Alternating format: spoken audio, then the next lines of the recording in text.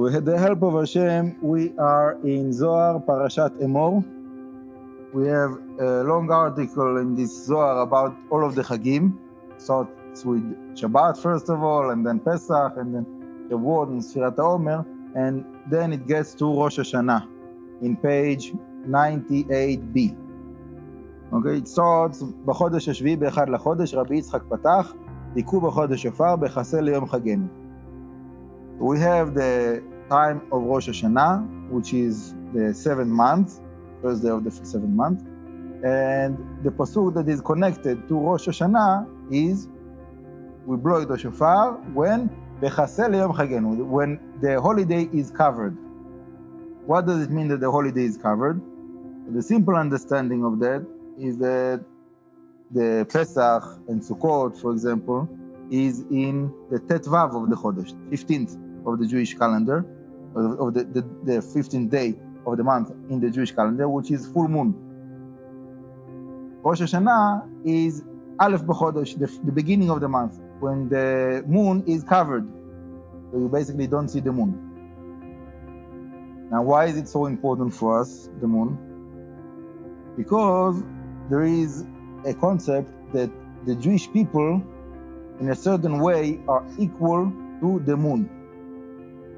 What does it mean? The Jewish people are equal to the moon. Like the moon is, we have the beginning of the month, you don't see almost anything, and then it grows and it becomes to be a full moon, and then it minimized again and it goes down, right, until it vanishes. There is a certain cycle for the Jewish people. Okay, so in the beginning of the cycle, so in the world, you look in the world, you don't see the Jewish people. They are not around. There's no nation. As if covered. The holiness is covered. And then the moon starts to build up, meaning the Am Yisrael are gaining more kavod in the eyes of the nations, the heavens, learning more Torah, expressing their wisdom in the world, bringing more new things in the world. So that is showing that as if the moon is filling up until it gets that full moon, which is basically the time of the glory of the Jewish people. For example, the time of Shlomo HaMelech.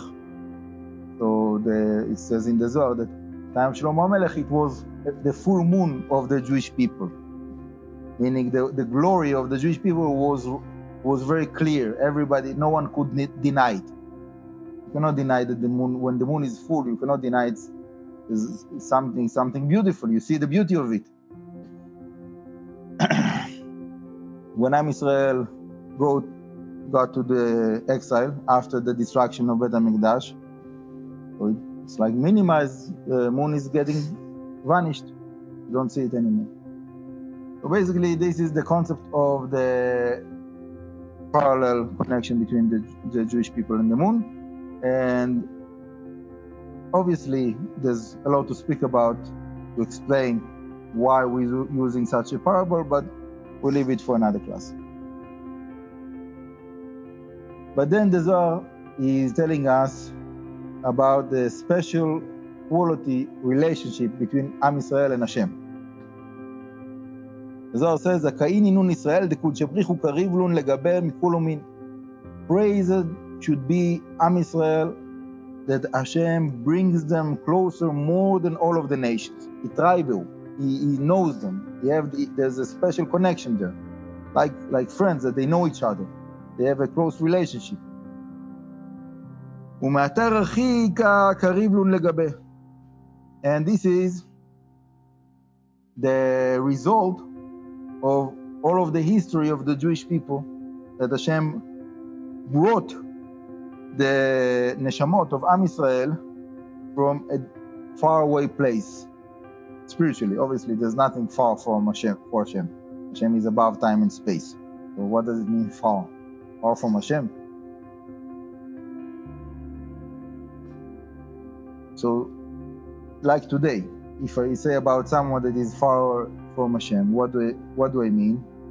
I mean that he is not conscious of Hashem. Not that Hashem is not conscious of him. Hashem is conscious of everything, all of the creation. There's nothing that Hashem is not conscious about. But that person is not conscious of Hashem's presence, so he's far away from Hashem. Most of the neshamot, most of the souls of the world, they are far away from Hashem. Many people all around the world, they feel Hashem doesn't care about me, Hashem doesn't know what I'm going through, all kinds of different things like that people feel many, many times in their life. As much as a person is more within Hashem consciousness, so that means is connected to that concept that we're talking about here, that Hashem knows him, that he brought him from this faraway place, that this person was not conscious, and he brought him, Hashem brought that neshama to a level of consciousness. Okay, then the Zohar brings a pasuk, ויאמר יהושע על כל העם, כה אמר השם אלוקי ישראל בעבר הנהר ישבו אבותיכם מעולם. Hashem speaks to Yehoshua and tells him about the history of Am Israel, that they were sitting in the other side of the river. What does it mean, the other side of the river? Like we know about Avraham Avinu, that is called Avraham HaIvri. Why Avraham is called Avraham HaIvri? That he passed, he passed the river from one side to the other side. All the world were in idol worshipping, far away from Hashem consciousness. And Avraham Avinu, he crossed the river to go to the other side of the river to have Hashem consciousness in his life. And then the continuation of that is all of Am Israel. So this means that Hashem brought us from the other side of the river. לאחזה דעה מאתר הרחיקה יתראה בהו וקריב לו לגבה. Brought them from a faraway place and he showed himself to them. I want to skip a little bit to get to Rosh Hashanah. Here it's talking more generally about the connection of Am Israel and Hashem, which is very important, and I love the subject, but right now I want to focus on Rosh Hashanah. So here the Zohar in Tzadik Tet 99b, it goes back to the shofar. I won't read the Aramaic now, I will just give the translation to English. So Rabbi Abba is asking Rabbi Shimon about the meaning of the shofar. What is the shofar of Rosh Hashanah really does in the spiritual sense? So the first thing that the Zohar is telling us, really it's brought down also in the Mishnayot of Rosh Hashanah, that shofar should not be keren. What does it mean, keren? The horn of a cow is called keren.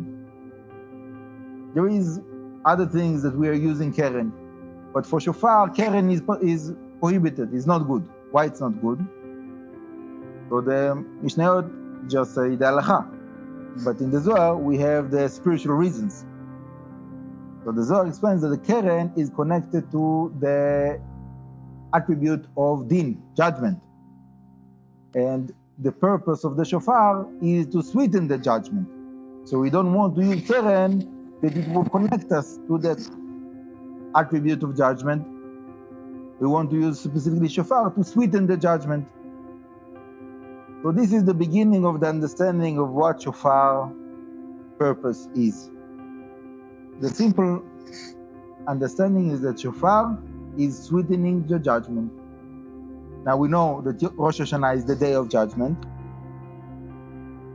And so now we know that the reason that Hashem told us to blow shofar in Rosh Hashanah, in a way you can look at it as if Hashem is telling us a secret. You want to make the judgment sweetened, blow the shofar and it will be sweetened. You have a secret behind the scenes. So I will finish with a little story that I heard many, many years ago from Rabbi Kohn, the leader of a community in Australia. He said that there was a man that walked on the beach and he saw a little child goes on the beach and is looking on the ocean. So the man told the child, why are you looking into the deep ocean? He said, you see over there, there's a ship. And he said, yeah, I see the ship. And then the child started to wave to the ship. So the adult looked on the child and told the child, you think that the people in the ship see you? Like, they are so far away, and you are a little child. What are you doing, like waving to the ship? No one will see you. And as he says that, all of a sudden, you see the ship is like boop boop, and there's a big smoke coming out, and all of the ship, the salesmen going out to the deck of the ship and waving back to the child. And the adult says, like, what's going on? Like, how can it be? It's like, it's not, doesn't make sense. Why would they do that?